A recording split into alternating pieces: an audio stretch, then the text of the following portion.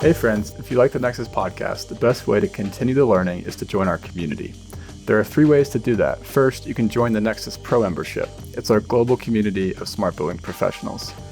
We have monthly events, paywall deep dive content, and a private chat room, and it's just $35 a month. Second, you can upgrade from the Pro membership to our courses offering. It's headlined by our flagship course, The Smart Building Strategist, and we're building a catalog of courses taught by world-leading experts on each topic under the Smart Buildings umbrella.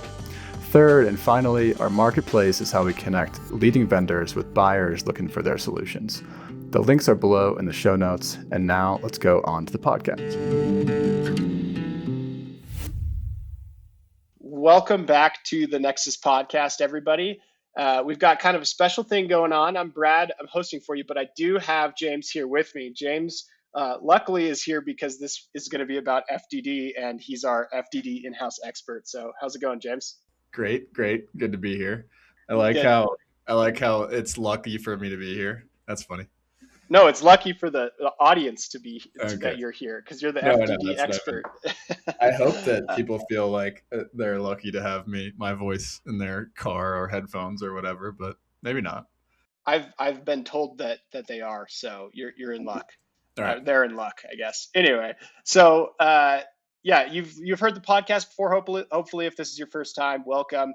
For the full experience with Nexus Labs, you should sign up for our newsletter. That is the #1 way to keep up to date with what we've got going on. So check that out. We'll put it in the show notes. Our guest today is Chris Lelle, Senior Operations Manager from Lincoln Property Company. How you doing, Chris? I'm doing great. Thanks for having me. Great. Of course. We're going to jump into your presentation at NexusCon, but before we do that, we're going to start with At the Nexus, which is what's going on within the Nexus Labs community. The thing that's top of mind for me is that last week we just finished our first Nexus Cast virtual conference. This one was on OT device management. James, what was your highlight from that? Well, I feel like sometimes on the podcast we give people the behind the scenes. I think just launching it from scratch and coming up with this new format, and now we're sort of in this iterating mode where we're like, how do we improve upon that? How do we give the best version 2, which we'll talk about in just a second. But for me, it was more of the creative aspect. How do we bring building owners together, which we did. Almost 50 building owner organizations were there. How do we have case studies, but also involve the vendors that we're presenting in a tasteful way? And how do we bring in all of our pro members who've been coming into our events? So you can see we were trying to optimize for many different things. And I think, obviously, Brad, you're the one that brought all of this together. But for me, it was more of the design aspect of it. How do we design this experience? And then how did it go? And how do we evaluate that? And so the behind the scenes piece is it's our attempt to, we've been talking about this over the last few months on the podcast, but how do you create a virtual experience that mirrors as much as possible what we all love about NexusCon, knowing that that's impossible. And so how do you get as close as you can, given that everyone's sitting on their computers, right? So that's the fun part. Yep. I would say optimistically, I think it went well, and I know that we can do even way better. So thanks everyone who was there for the first one. It's going to come back. One thing that was a positive note for me is I thought that the virtual booths were really cool because you could actually go into a sponsor's booth and like read about them, watch videos, but then within that booth, there's actually a room that you enter. And now you're in like a virtual meeting with that booth. So you can go like check out their resources. And then when you're bought in or you liked their demo or whatever, you could go talk to them. And the conversations in those booths were pretty cool. You have somebody come in and you can like really dive into how that service or product could, work on your portfolio of buildings. So yeah. And then what we noticed is all presenters or everyone who had a booth, this won't be true in future ones, but everyone who had a booth also had one of their customers there speaking. And those customers just organically went to the booth, that booth. And so if you went to that booth, you were not only talking to the vendor, you were also talking to their customer in the booth too, which was kind of cool. Yeah. I thought. Yep, exactly. Our next Nexus Cast is set for April 15th. You can actually register on our website now if you want to check it out. The topic of this one is going to be condition-based maintenance, which is not far from the topic of today's conversation. We hope to see you there. Like I said, you can register right now. Anything, James? I know we're both talking about this one all day, so we're looking forward to it and how we're going to reshape it. Yeah, so same setup. Pro members will be able to register for free to all of our Nexus casts that we do. Vendors can get a booth and demo same way they can at NexusCon. So now is the time to start talking to us because those slots are limited. This one will be very popular on the vendor side because of all of the people doing FDD and all of the IoT sensors and everyone participating in condition-based maintenance. This will be a popular one. So there will be limited slots, I will say. Yeah. One other at the Nexus thing I wanted to mention before we get into it is I've been working on the building owner VIP process for NexusCon 2026. So at NexusCon 2025, the first night we did a building owner VIP dinner where we brought a handful of building owners to like an exclusive dinner. It was really cool. It was like, leaders of different organizations sitting next to each other talking about their problems over a great dinner.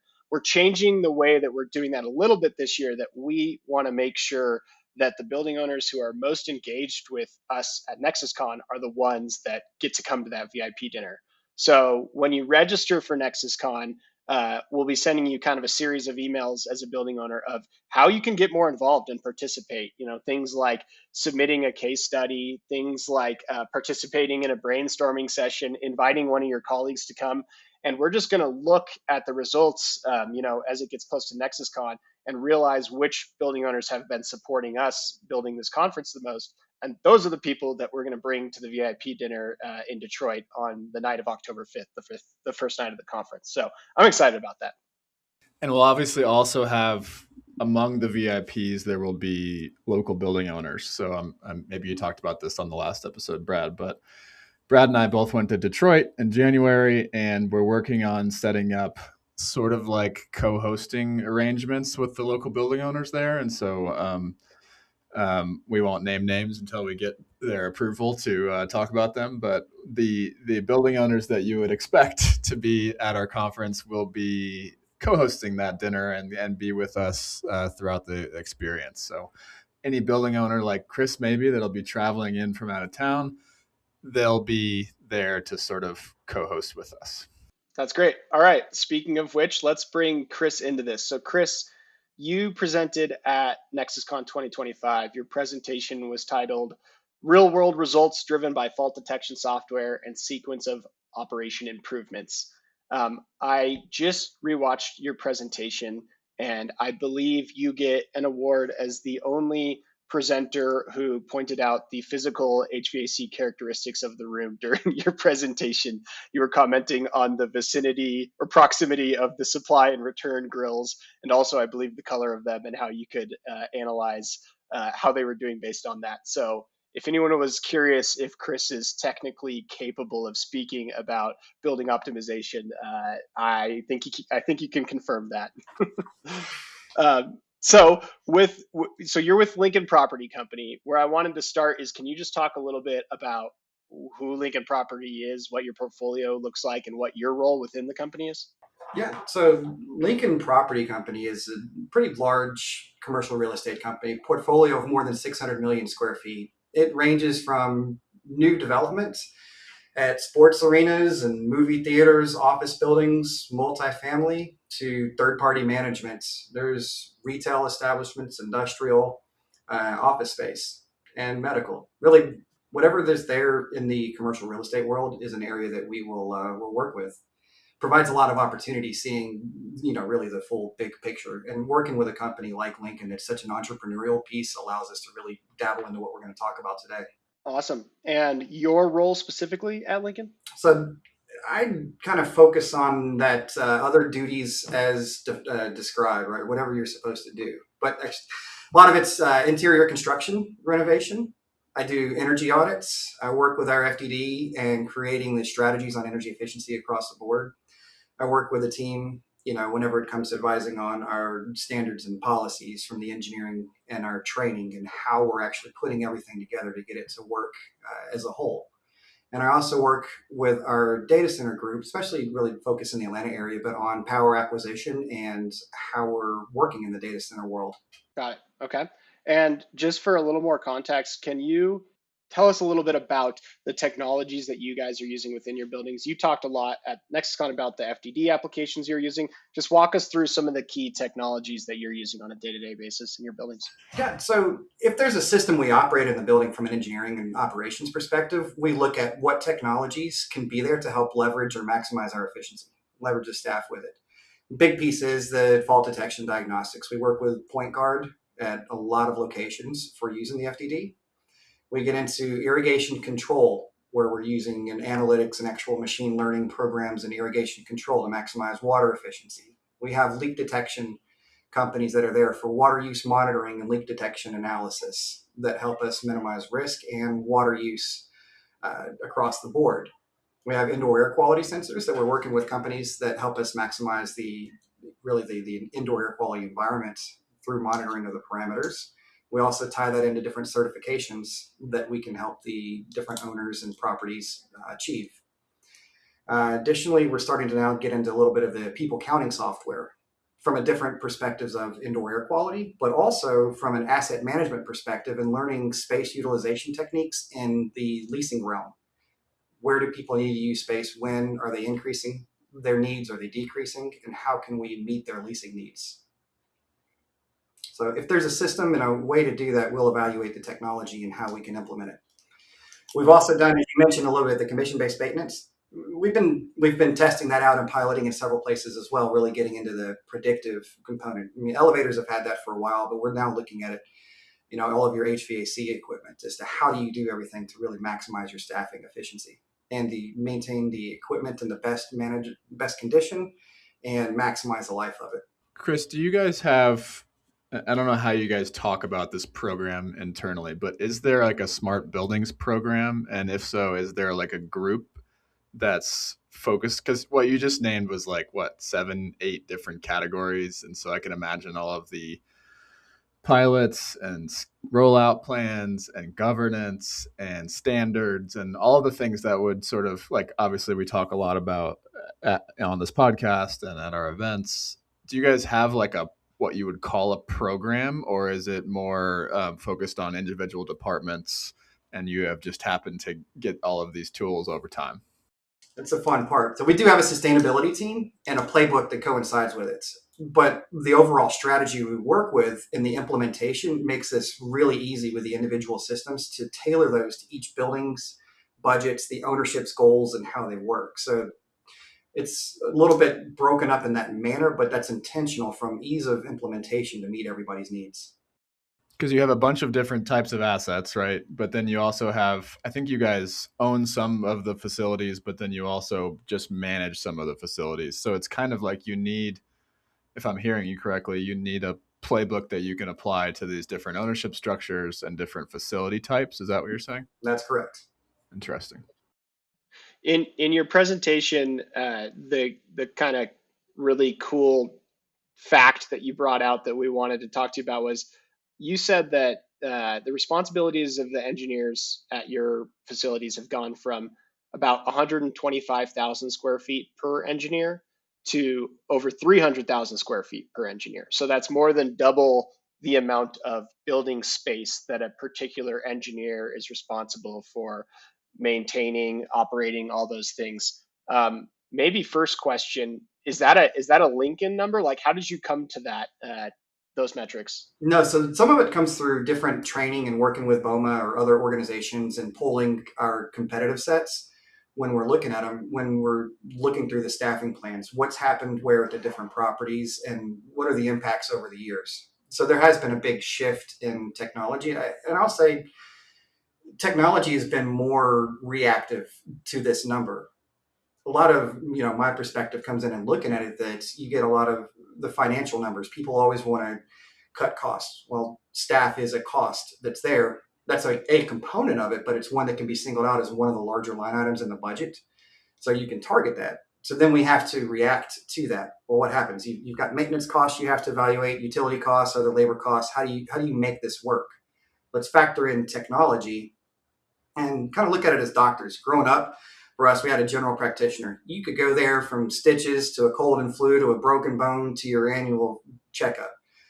We're starting to bring in technology now where you need people that can understand fault detection. You can get into automation system sequences of operation and computer programming to the same guys that are changing belts, greasing pumps, bearings, you name it, and looking at it. So does it make sense to have the guy that can, grease a bearing as your computer programmer? Or are you overpaying in one area and underpaying in another, not maximizing efficiency? So we're responding in that area and staffing in a way that's strategic to maximize the efficiency. The industry is shifting. I'll call it, there's a lot of bean counters out there that are just punching just the numbers in there. So how do we respond to that and make this work in a beneficial manner? So when we add in technologies across the board, in reality, there's no sense in wasting, period, right? Whether it's water, whether it's electricity, it's gas, it doesn't make sense no matter what somebody's political views or how they are. So let's maximize that efficiency. Let's create the healthiest environment for our tenants in the buildings. And let's create an environment that our engineers and our property teams are learning, that they're loving where they're at, and they're really providing a benefit that's different, where we're doing a service to everybody across the board. How would you describe the maturity of your FDD program? So you talked about how FDD has, kind of gotten you past this lack of, or, more square footage per engineer. Are you guys implementing that and mature across your portfolio? Do you feel like you're still growing? Where are you at with that? So I'll give a little background on it. So the FDD started for me going back to 2010 timeframe. I got brought in working with a venture capitalist who was creating this program to learn buildings' energy use profiles so that he could do commodities trading based on how much coal, natural gas, or whatever the fuel mix would be. And he'd know, I'm going to buy, sell, trade, and work in this. Ultimately, through that, he's like, I've got all this statistical analysis and it's telling me that this equipment's not working and this is there. And it's like, what does this mean? So I was able to help him interpret the data and learn patterns and recognition through the buildings. That program ended up going away. So, but I fast forwarded, years and years in development through that. We came across, through just sitting through dozens of presentations and FDD programs, Point Guard came across my table. And back in the 2019 timeframe, 2020, we really started diving in at that part with them and understanding this is really similar to what we had. It's streamlined. It's built by engineers for engineers. Very efficient way to do this. So by the end of 2020, COVID year, here we are. Here's a lot of snake oil stuff that's out there in the market across the board, from you name it, on a technology front for how we're operating buildings. But I realized the benefits. This is an opportunity. We can couple our sequences of operation that people aren't really using anywhere. They're really custom and streamlined approach, adding the FDD with it, and let's see what we can do from that piece. So now we've got more than 5 years under the belt. Buildings that are there, where we're taking buildings that were energy efficient, low cost to begin with, and we're netting more than 20 cents a foot in savings for those, adding a lot of asset value to them. But we're also reducing tenant HVAC complaints 60 to 90%.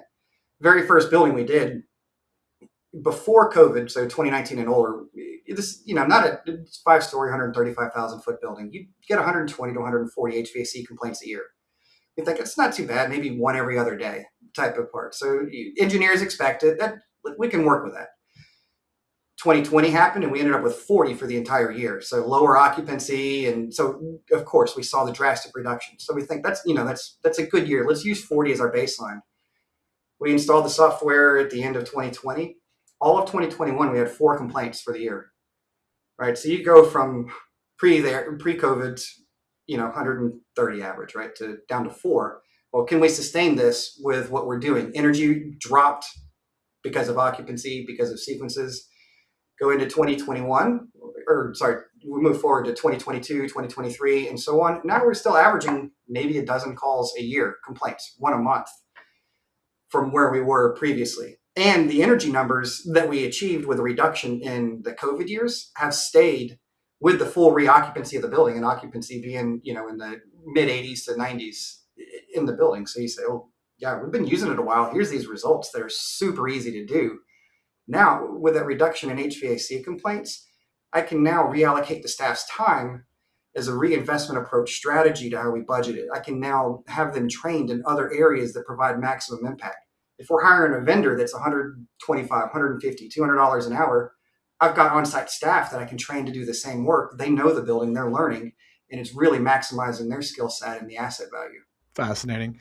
Can we just go back to that, more square footage per engineer? I think what I heard you say is it was a separate trend from, you guys weren't reacting with FDD so that you could respond to this trend. It's more of a background trend happening across real estate, which is more square footage per maintenance person, right? And what you've seen with FDD, if I'm hearing you correctly, Chris, is that you're able to sort of counteract that trend.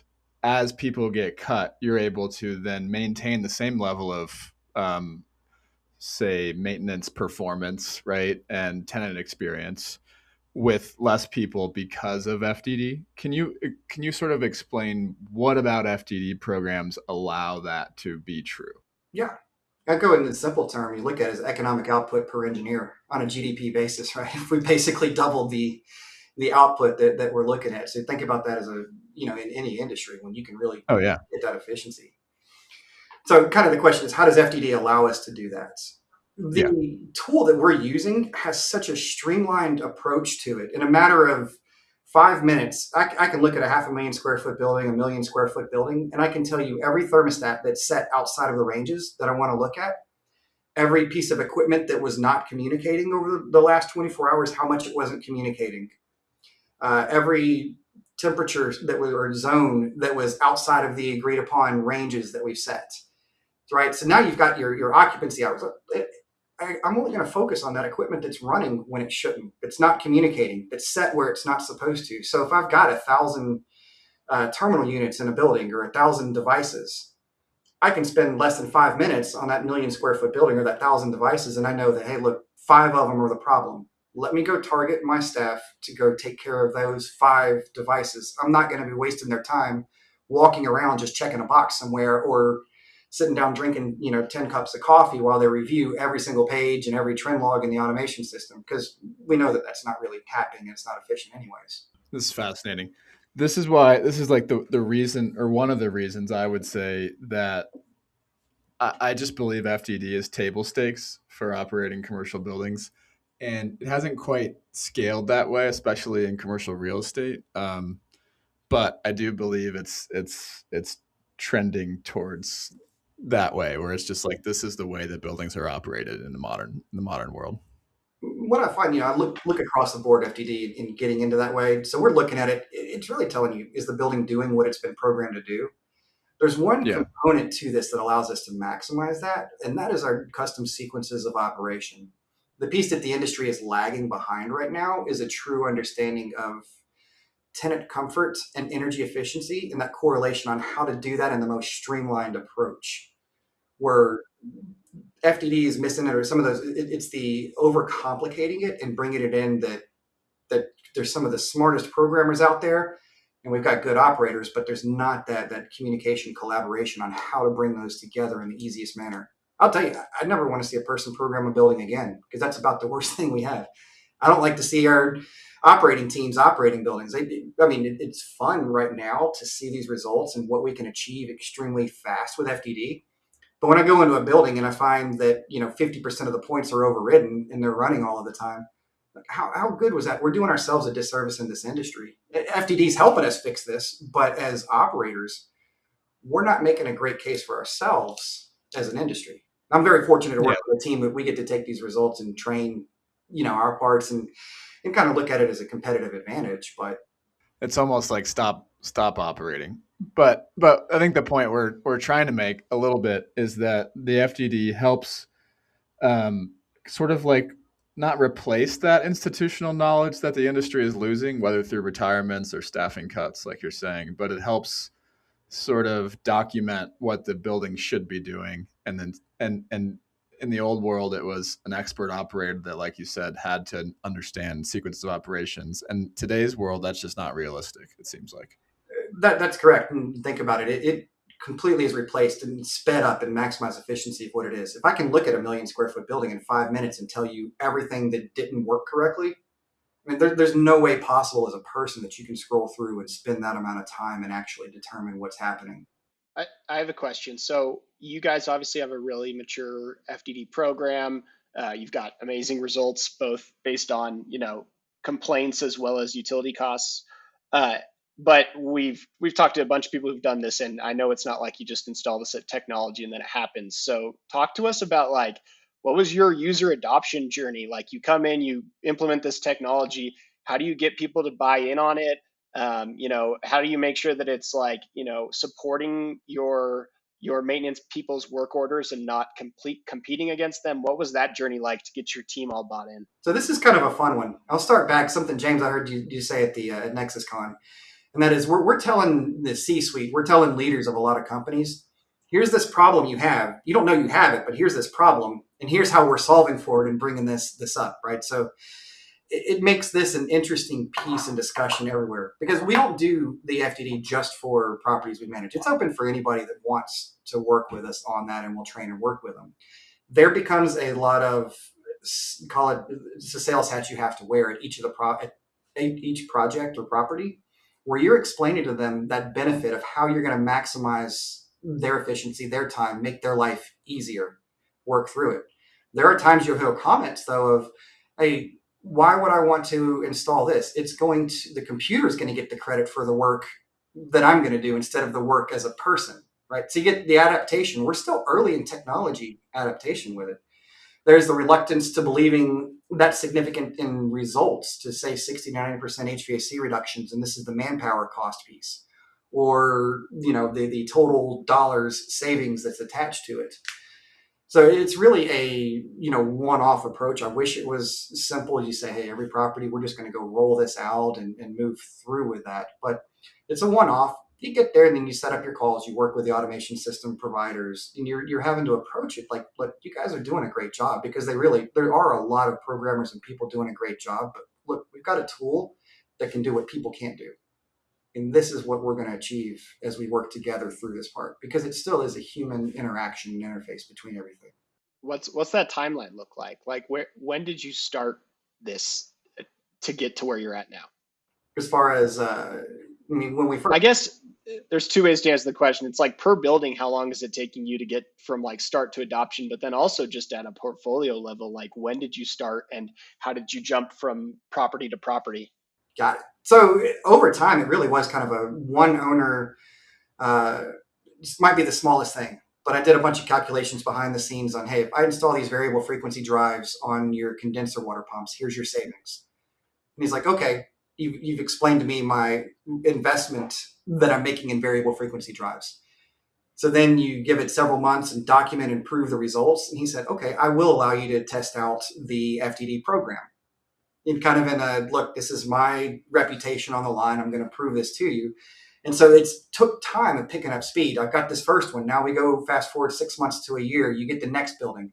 And then you realize, oh, this is working. We've done it. So now 2 months later, you picked up the rest of that portfolio. So when you look at a portfolio by portfolio basis, it can work really well when you have the larger portfolios. But each property, if you go at it from the first meetings and implementation, it takes you a couple of weeks of getting the data, connecting to the automation system, extracting the data out of it. It's not super complicated. And then the configuration. So within a month, you're collecting the data, you're running through the QA processes. And then before you get to month 2, we've got the data, the reports are going, where you're looking at weekly and daily reports and you're analyzing the data and making suggestions. And then as you've onboarded a building, you've really gotten a chance to lift the hood and see exactly how that building's working. And you tie that together with the reports and you start implementing the results. Within a 3-month period, you're already seeing the results of what's been done. As long as the on-site team acts on it, it becomes very good, very fast for getting that work to happen. Gotcha. The last question I wanted to ask about your presentation in particular was that we were talking about user adoption. You had some slides that were talking about like making the system less complex for your operators, and you were showing some examples. And I can add these screenshots because now I'm talking about images that people can't see, so I'll put it in the show notes. But one of them was the dot-based visualization graph. So I think you had comfort score on one axis. Real quick. Yeah. Anyone who's listening to this can literally watch Steve or Chris's presentation. Like, there you just go to our That's website. better than the show notes. You can You can expense our pro membership and join Nexus Pro and literally watch the whole entire presentation and get the slide deck. That's the best way to do it. You get the full slide deck, you'll see the 40-minute presentation consolidated down a little bit, right? Then you can dive in and we can talk about it. You were fired at the end of it with just like tip after tip after tip about how people should set up their buildings. So yeah, it's pretty it's got a lot in there. But yeah, so you're right. I'll put in the show notes the link to the video where you can see this. But the dot-based visualization graph, I don't think I'd ever seen it exactly how you had shown it. Comfort score on one axis and asset health on the other. And then can you explain, like, it allowed you to see each asset as a dot, and it was like a quick visual way to focus on which ones your operators needed to go to next? Yeah, that's my favorite tool to look at. How did the building operate, whether it was yesterday or the previous week? So as you mentioned, you want every one of the dots to be in the top right of the graph, right? That the asset health and the comfort score are maximized. Comfort score is really simple. Are you within 3 degrees of temperature set point during the occupied time? Right, so that it's able to actually differentiate that, because I don't really care about after hours unless it's staying within my unoccupied heating and cooling. So let's focus on tenant comfort. And then the secondary component, asset health. Did it follow every one of the rules that we've set for it? Did the heat come on when it was supposed to? Were the running hours correct? Did the airflow match what it was supposed to do? So about all of the different rules that you've set up to follow for that individual point, is the equipment following it? If it's not, it's going to get a low asset health score. If it's not within 3 degrees, it gets a low comfort score. And by having that one visualization, you only focus where your problems are. It streamlines your efficiency and your approach to everything else. Fascinating. I just want to bring us full circle here. It was about 5 years ago from when this episode came out that we interviewed Point Guard CEO Shan Smith. So people could go back to that. And it's funny how much has come true from that episode. I was just reading the outline. We talked about the talent drain. We talked about the focus on tenants. We talked about onboarding buildings. We talked about service contracts and integrating FDD. So a lot of this conversation was preempted by that one 5 years ago. So nice. That's awesome. 5 years ago. should we bring it home here? Yeah. But before we go to carve outs, I wanted to ask Chris, just zooming out, aside from your presentation, what was your favorite part of NexusCon? What did you enjoy? I had a great time, except for the high elevation hike. That was great and terrible at the same time for us people that are at 1,000 feet elevation. No, it was should have gone on the easy one with me. No, it was a great time there. Having just all the people, whether it's the owners or operators and the manufacturer, just with all of the different systems there, talking and collaborating, it's a really good group that everyone's willing to share ideas, work together. It doesn't matter on the competition piece. We're not trying to keep secrets. We're all trying to advance the industry and make things better. That was one of the best parts about it. Challenging That's ideas. My favorite part too. Okay. We feel very seen.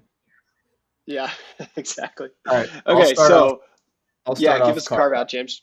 I was brought up as a man in the Midwest, and I think I went to college and I carried a backpack, and I just never really graduated from being a student up until the other day when I got myself a tote bag, and it is a man purse.